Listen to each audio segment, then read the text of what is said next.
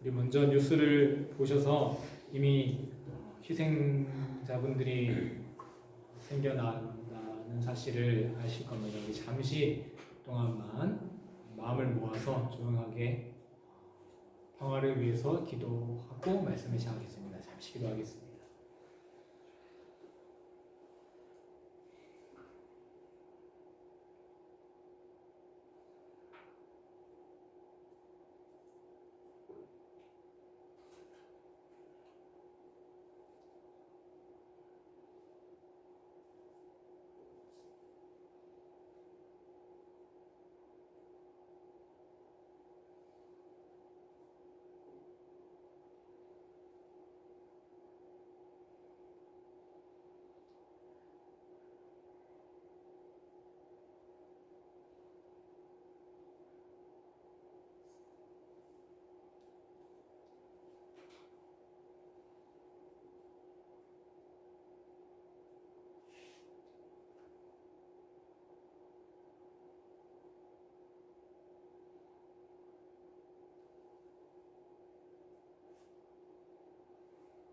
오늘 우리가 짧은 기도로 지핀 작은 촛불 하나가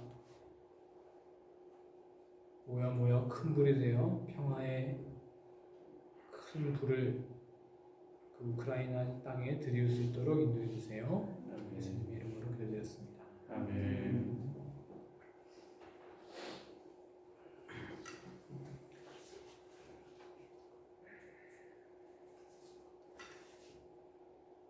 오늘 설교는 하나의 질문으로 시작하고 싶은데요. 생각해 보세요. 에덴 동산을 잘 아시죠? 아담과 하와가 살았던 에덴 동산. 그러면 혹시 이런 질문을 본 적이 있으신가요? 우리는 에덴 동산을 곧 천국이라고 생각해요. 그러면 에덴 동산은 왜 천국이었을까요? 에덴 동산이 왜 천국이었을까? 이런 생각 꼭 해본 적 있으신가요? 이 질문을 갖고 말씀을 보겠습니다. 마태복음에는 예수님의 말씀이 총 5편으로 편집되어 있습니다. 예수님이 수많은 말씀을 하셨겠죠. 근데 그것을 5편의 설교로 이렇게 편집을 해놨어요. 그래서 마태복음은요, 이 5가지의 예수님의 말씀이 기둥처럼 서 있고 그 사이사이에 예수님의 이적이 들어있는 형태로 되어 있어요. 그래서 예수님의 그 이적들을 제대로 이해하려면 그 말씀의 주제를 잘 파악해야겠죠. 예수님의 말씀, 마태복음에 나온 말씀의 그 주제 하면 단연코 하늘나라 천국입니다. 예수님의 말씀의 시작도 천국인데요. 마태복음 4장 17절 회개하라 천국이 가까이 왔느니라. 그리고 끝맺음도 천국으로 끝맺습니다. 천국이 오고 있습니다. 그래서 뭘 해야 한다는 거예요? 우리는 그 천국을 맞이할 준비를 해야 한다는 거예요. 이제 다른 나라가 오니까 그 나라에 살 준비를 해야 한다는 것이죠. 그 준비가 바로 뭐라는 거예요? 회개라는 거예요. 회개는 단순한 정서적 뉘우침이 아닙니다. 지금 내가 살고 있는 삶의 방향을 180도 바꿔서 다른 방향으로 내 삶의 질서를 돌리는 것, 그것이 바로 회개죠. 왜냐하면 예수님 보시기에 당시 사람들이 살던 그 삶의 방향이 잘못됐던 거예요.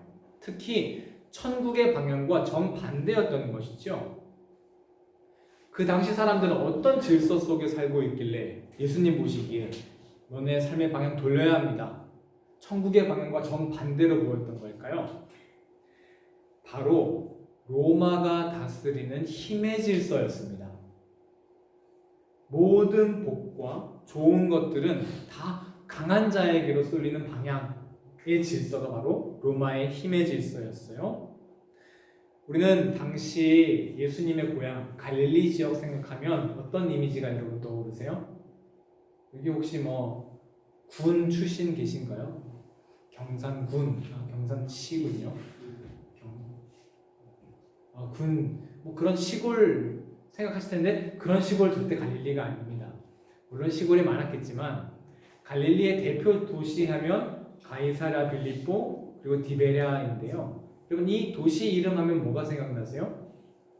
바로 로마 황제 이름을 따온 도시들입니다. 카이사르, 그리고 티베리우스 이런 식으로요. 그러니 갈릴리는요 중앙의 도시가 큰 도시가 로마가 이 지역을 완전히 로마화하기 위해서 기획적으로 세운 도시였던 거예요.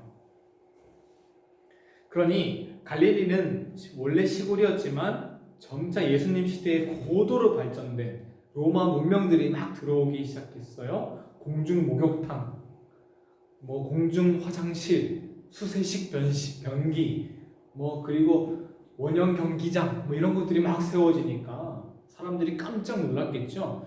유대 사람들은 자기들의 문화가 천박하다고 생각하고 로마 문화를 동경했을 거예요. 그러면서 점점 로마 그 힘의 질서에 순응하며 살게 되었을 겁니다. 사람들은 점점 모세가 기록한 하나님의 말씀, 그 하나님의 질서를 버리고 로마 황제가 세운 그 로마 황제의 나라에서 살고 있었던 것이죠. 그런데 이런 원형 경기장이 세워지고 큰 로마 문명이 세워지는 것 어떻게 가능했습니까? 바로 로마 군대의 힘으로 가능했습니다. 결국 로마의 질서란 군대의 힘의 질서였던 것이죠. 힘 있는 사람이 힘 없는 사람을 지배하고 힘 없는 사람, 당연하게 힘 있는 사람을 섬겨야 하는 질서, 바로 로마의 질서입니다. 우리 종종 평화라는 말을 사용할 때 팍스 로마나 이런 말 하잖아요. 하지만 잘 아시다시피 팍스 로마나는 진정한 평화가 아니죠. 폭력에 의해 힘 없는 사람들이 억압되어서 그냥 조용히 있는 상태. 그것이 바로 팍스 로마나 아니겠습니까? 또 이런 말 들어보셨죠? 모든 길은 로마로 통한다.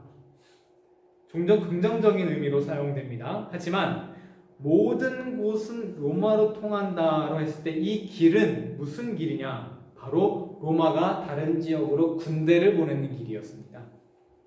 비가 오면 진흙탕이 되니까 전체가 갈 수가 없잖아요. 그러니까 돌을 깔아놔서 언제든지 전체가 가서 그 땅을 지배하고 착취할 수 있도록 만들어 놓은 것이 바로 로마의 길이었습니다. 그 길은 침략의 길이었고 식민지에서 빼앗은 약탈한 물건을 가져오는 그런 수탈의 길이었습니다. 그런데 이때 예수님이 딱 나타나서 로마 황제의 길이 대단하다라고 사람들이 생각하고 있을 때 뭐라고 하셨습니까? 내가 길이다. 이 당시 로마 시대의 정점에 살고 있던 예수님께서 내가 길이다 라고 말씀하셨을 때 예수님이 그 로마의 길을 염두에 두지 않으셨을 리 없습니다.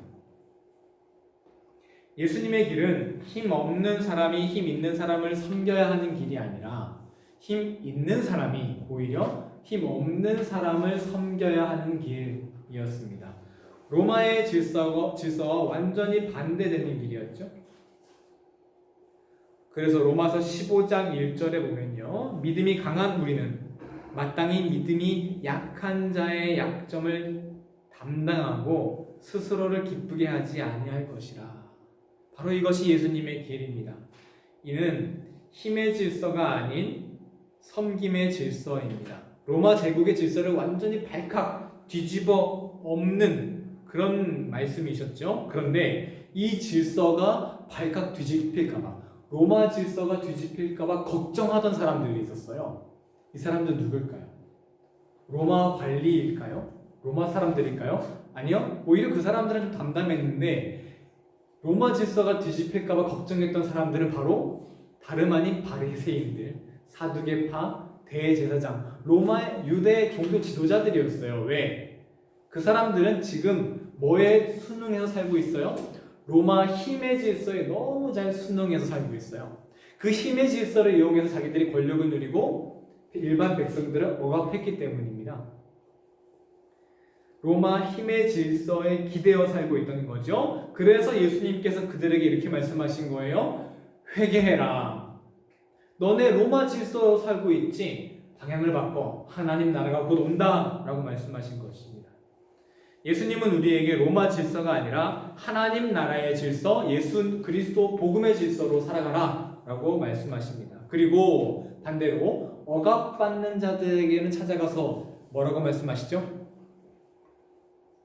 여러분에게는 복이 있습니다 라고 말씀하시죠. 그 말씀이 뭡니까? 바로 팔복이죠. 그래서 마태복음 4장 17절에서 회개하라 하는 뜻 다음에 마태복음 바로 이어서 5장에 여러분은 복이 있습니다 라고 말씀합니다. 왜 그들이 복이 있을까요? 로마 질서에서는 누가 복이 있다고요? 로마 질서 하에서는 힘 있는 사람이 복이 있어요. 로마 황제가 제일 큰 복을 누리며 살았잖아요. 그런데 완전히 그것과 반대되는 세상에서는 당연히 가장 힘 없어서 억압받는 사람이 복이 있는 거예요. 당연히 여러분은 복이 있습니다 라는 말이 나올 수밖에 없는 것이죠. 그래서 심령이 가난한 자는 복이 있습니다.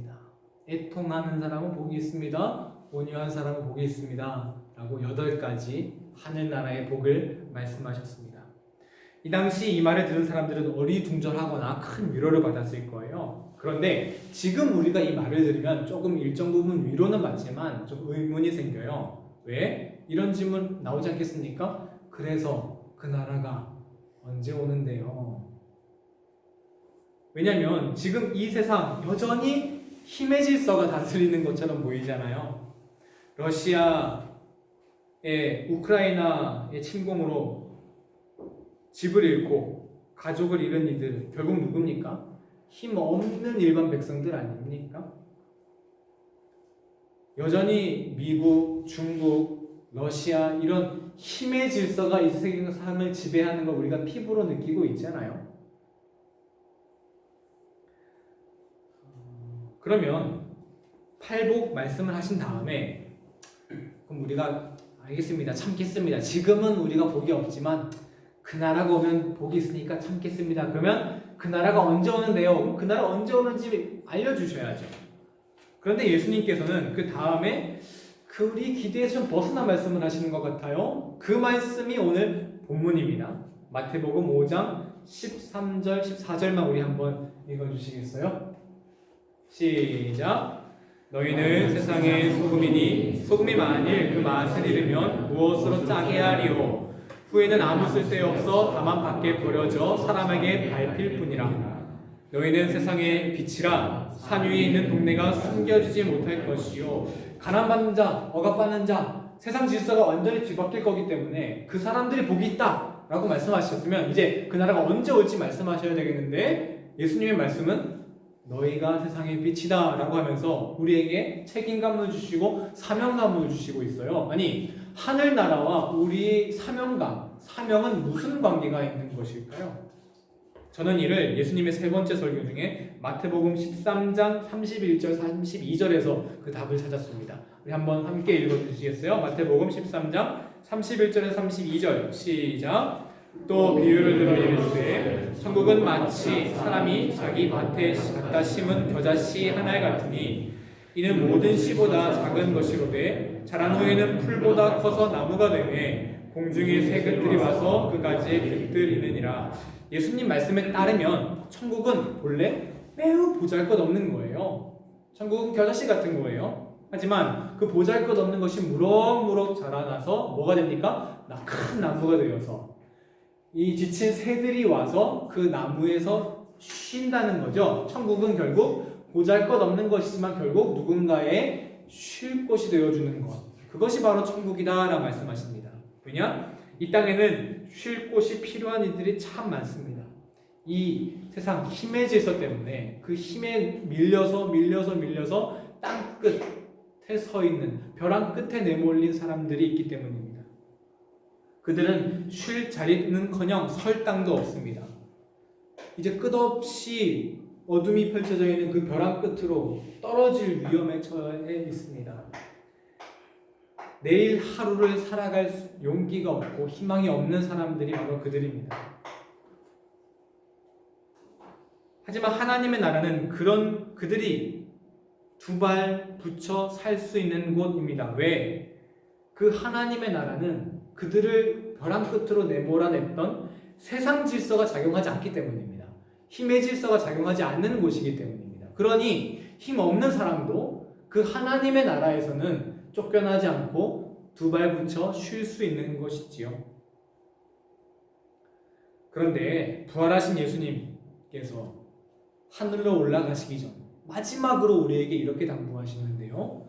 오직 성령이 너희에게 임하시면 너희가 성령을 받고 세례를 받고 너희가 성령을 권능을 받고 예루살렘과 온 유대와 사마리아와 어디까지 이르러?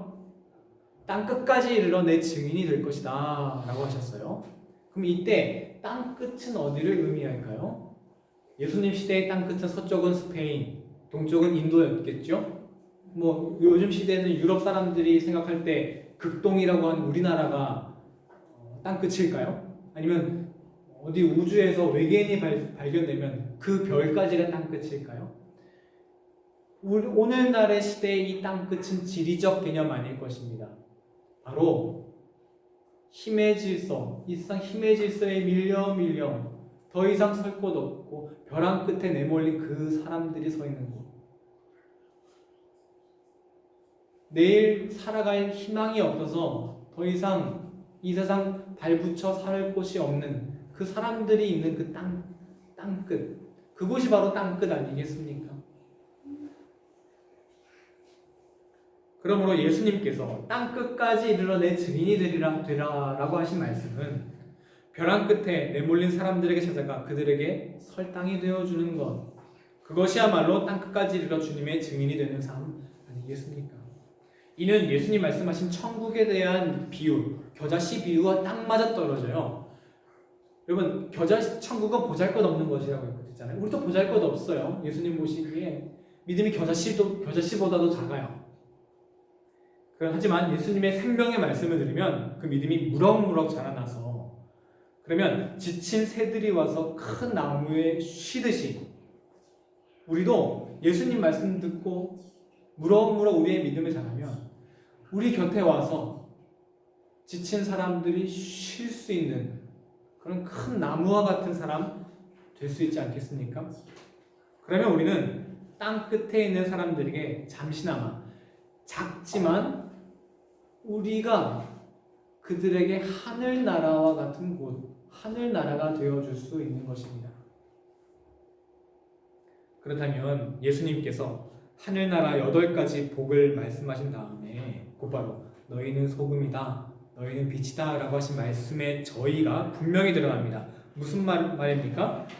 그 나라가 언제 올지 그저 기다리고 있지 말고 너희가 직접 땅끝에 있는 사람들에게 그 나라가 되어주거라. 너희가 그 하늘나라가 되어주거라 이 말 아니겠습니까? 우리가 직접 설당을 잃은 이들의 설당이 되어주는 것, 세상 질서, 힘의 질서에 밀려 땅끝에 내몰린 이들에게 설당이 되어주는 것, 그것이 바로 너희가 소금이다, 너희가 빛이다 라고 하신 예수님 말씀의 진정한 뜻, 진정한 의미입니다. 세상 질서, 힘의 질서 속에선 가난한 자, 애통한 자, 온유한 자는 절대 복을 누릴 수가 없어요. 그들이 복을 누릴 수 있는 곳은 하늘나라인데 우리는 그래서 도대체 그 나라가 언제 오는데요? 라고 반문했는데 예수님이 이렇게 말씀하시는 거예요. 너희가 소금이다. 너희가 세상의 빛이다. 무슨 말입니까? 너희가 그들에게 하늘나라가 되어주고 다른 이에게 하늘나라가 되어주는 사람이 어떻게 지옥에 가겠습니까? 그 사람 당연히 천국 가지 않겠습니까? 애통하는 자들에게 다가가 그들을 위로해 주는 것이겠죠. 의에 줄이고 목마른 자들이 배고플 때 그들을 배불리 먹여주는 것이겠죠. 잘 아시다시피 지금 러시아와 나토 국가 사이의 갈등이 전쟁으로 이어졌는데 사실 갈등은 이미 오래전부터 있었잖아요.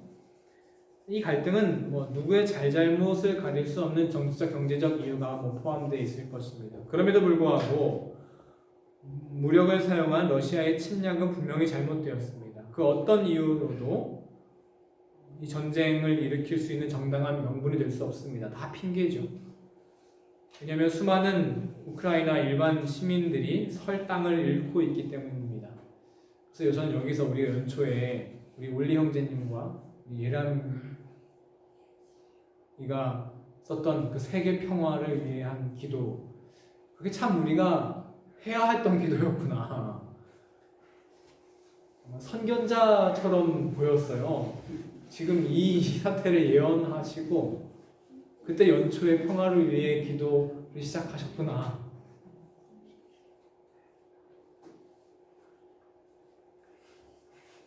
우크라이나 시민들이 설당을 잃고 있습니다. 그런데 그런 상황 속에서 만약에 여러분 우크라이나 서쪽에 있는 나라들, 뭐 폴란드 또 어떤 나라가 있죠? 잘 모르겠네요. 핀란드? 핀란드도 그래요? 그 나라들이 국경을 꽉 닫아 잠근다면 어떻게 될까요? 우크라이나 시민들은 벼랑 끝에 내몰려 결국 절벽 밑으로 떨어질 수밖에 없는 것입니다. 하지만 다행히도 지금 서쪽 동유럽 나라들, 폴란드, 핀란드가 국경을 열어주고 있습니다. 설 땅을 잃은 이들에게 설 땅이 되어주고 있는 것이죠. 동시에 하늘나라는 이런 긴급한 상황에 놓인 이들에게만 필요한 건 아닙니다. 우리에게도 필요합니다. 왜? 우리는 때로는 지친다 이런 표현을 많이 사용하거든요. 열심히 살다 보면 뭐 육체적으로 정신적으로 지칠 때 있겠죠. 그런데 우리가 지치는 진짜 이유는요, 이 세상 힘의 질서 때문이에요. 세상의 눈은 수많은 기준으로 누가 더 높은지, 누가 더 여유가 있는지, 누가 더 형편이 나은지 이런 거 판단하고, 그런 기준으로 나도 항상 평가받지 않습니까? 그러니 누구를 만나도 마음이 마냥 편하진 않아요. 처음엔 그 질서에 맞춰 살아가다가 점점 지치게 되는 것이죠. 여러분, 그때 우리 그리스도인마저, 교회 안에서마저 서로를 그 세상 기준으로 판단하며 대우한다면 이 세상 쉴 곳이 도대체 어디에 있겠습니까? 우리 그리스도인들은 마지막 보루입니다. 지친 새들이 나무에 와서 쉬는 것처럼 세상 질서에 지쳐 있는 우리가 서로의 하늘나라, 서로 쉴 곳이 되어줄 수 있는 우리가 마지막 남은 하늘나라가 되어주시기를 소망합니다. 그곳은 세상 질서가 지배하는 곳 아닙니다. 하나님의 통치가 이루어지는 곳입니다. 예수님이 천국이 가까이 왔다라고 말씀하실 때 그 천국은 궁극적으로 종말을 의미합니다. 이 땅에 완전히 하나님의 통치가 이루어지는 그 날을 의미합니다. 하지만 여러분, 천국이 가까이 올 것이다 했을 때 그 온다의 동사, 헬라어의 시제를 보면 현재 진행형입니다. 미래가 아니에요. 현재 진행형입니다. 그런데 무슨 뜻입니까? 미래에 올 이야기도 맞지만 이미 지금 이루어지고 있다는 뜻이기도 해요. 아니, 지금 천국이 지금 어디에 이루어지고 있다는 거예요? 바로 우리 마음속에 이루어지고 있다는 것이죠. 예수님께서는 우리 마음에 시작된 그 하나님의 나라를 보셨어요. 여러분, 우리가 그동안 세상 질서, 세상이 성공이라고 하는 것에만 따라 살다가 예수님을 믿으니까 내 삶의 조그마한 영역에서 조금 그 질서가 바뀌었어요. 변화가 생겼어요. 내 삶의 어떤 한 영역, 그 영역은 세상 질서에 의해 움직이지 않고 하나님 질서에 따라 움직여요. 그것을 그 부분을 보시고 예수님은 확신에 차서 말씀하셨어요. 봐라, 천국이 이미 오고 있지 않냐. 우리 삶 속에 이미 하나님 나라가 시작됐다는 것입니다. 여러분, 에덴 동산은 먹거리가 풍부하고 참 이상적인 곳이었죠. 그런 우리는 그런 에덴 동산을 천국이라고 부릅니다. 그러면 에덴 동산은 왜 천국이었을까요? 에덴 동산이 천국인 이유가 무엇인가요? 그 이유를 곰곰이 생각해 보신 적이 있으신가요? 에덴 동산에서는 수고하지 않아도 뭐 이렇게 풍부했기 때문에 천국일까요? 모든 게 완벽했기 때문에 천국일까요? 아니면 하늘에 있기 때문에 천국일까요? 아니, 선악과가 있으니까 뭐 완벽한 건 아니잖아요, 그렇죠? 뱀도 살았으니까 뭐 완벽한 건 아니에요. 근데 왜 에덴 동산의 천국일까요? 바로 그 땅에 아담과 하와가 살았기 때문입니다. 무슨 말이죠? 아담과 하와가 처음에는 온전히 하나님의 질서에 따라 살았죠. 그러면 그 에덴 동산은 어떤 곳입니까? 완전히 하나님의 통치가 이루어지는 곳이었습니다. 온전히 하나님 질서에 따라 살았던 아담과 하와가 있었기 때문에 에덴 동산이 천국인 것이죠. 먹을 게 많고 하늘에 둥둥 떠 있고 이래서 천국이 아닙니다. 이후에 아담과 하와가 에덴 동산에서 쫓겨나죠. 이는 장소적으로 아담과 하와가 다른 공간으로 보내졌다는 의미도 되겠지만 더 깊은 의미를 살펴보아야 합니다. 아담과 하와가 이제 더 이상 하나님의 질서에 따르지 않았습니다. 그러니 이제 그 에덴 동산은 더 이상 하나님의 통치가 이루어지는 건 아니죠. 이제 그 에덴 동산은 천국이 아니라는 의미입니다.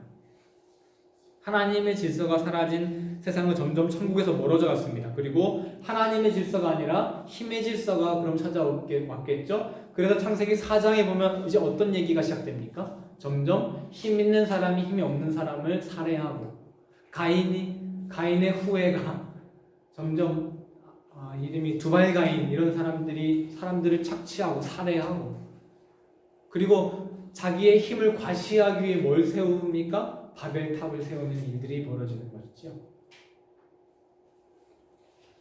그런 세상 속에서 우리는 우리의 삶은 사다리에 매달려 살아가는 인생을 살았습니다. 꼭대기에 뭐가 있는지도 모르면서 무조건 위로 올라가려고 하는 인생이었죠. 왜?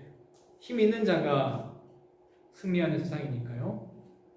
하지만 삭개오는요, 예수님을 만나기 위해 높은 곳에서 내려왔습니다. 우리도 지금 위태롭게 매달려 있는 성공 사다리에서 내려와야 합니다. 두렵죠. 실패하면 어떡하지? 하지만 예수님의 사랑을 체험하며 우리는 그 사다리에서 내려올 수 있습니다.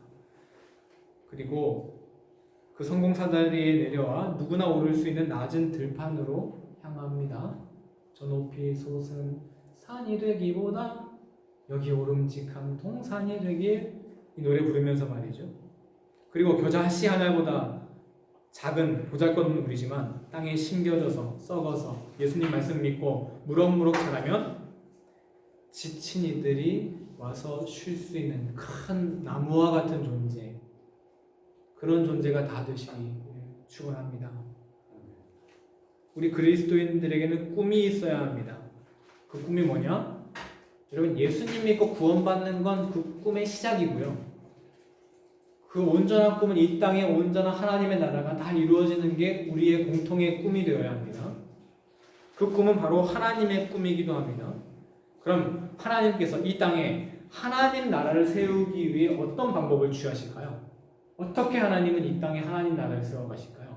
당신이 생각하시기에 가장 귀한 것을 이 땅에 심어서 그럼 이 땅이 참 하나님 나라가 되겠죠. 당신이 보시기에 가장 귀한 것은 뭡니까? 바로 여러분입니다. 저와 여러분을 이 땅에 보내심으로 이 땅을 하나님의 나라로 만들어 가십니다. 우리는 겨자씨 한 알처럼 너무나 작지만 그 하나님의 꿈을 간직한다면 우리는 각자 작은 하늘 나라가 될 것입니다. 우리 삶이 작은 하나님의 나라가 되어 설당을 잃은 이들의 설당이 되어 줍니다. 벼랑 끝에 내몰린 이들의 설당이 되어주는 삶이야말로 예수님을 믿는 삶입니다. 우리 마그데부르크의 사랑하는 가족 여러분들은 세상 질서에 지쳐 땅 끝에 내몰린 이들의 잠시나 쉴 수 있는 큰 나무와 같은 존재가 다 되시기를 예수님의 이름으로 간절히 축원합니다. 기도하겠습니다. 하나님, 이 세상 힘의 질서에 밀려 땅 끝에 서 있는 이들 위태롭게 서 있습니다. 그런 이들이 복을 누리는 천국이 언제 오냐고 불평하는 우리의 모습을 회개합니다. 우리가 그들이 쉴 수 있는 하늘나라가 되게 하여 주옵소서. 내 곁에서 설당을 잃은 이들이 내일 하루 다시 땅을 밟고 일어설 수 있는 그런 인생 살아가게 하여 주옵소서. 예수님의 이름으로 기도드렸습니다.